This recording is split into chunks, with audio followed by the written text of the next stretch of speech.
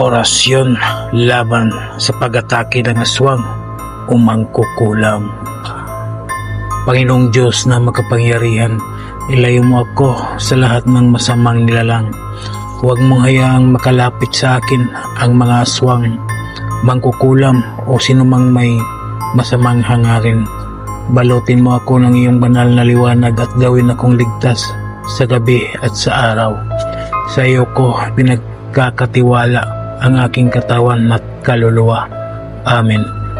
Bigkasin lamang ang mga orasyon na sumusunod ng 3 beses at iihip sa isang basong tubig at inumin o di kaya iihip mo sa iyong dibdib. Sator Arepo Tinit Opera Rotas Citrus Ligmene Astum Citrus Ligmene Astum Citrus Ligmene Astum. Amen. Gawin ito araw-araw hanggang sa magapi mo ang aswang di kayang mangkukulam. Maraming salamat sa mga tao na naniwala at tumangkilik sa mga binahagi kong kaalaman.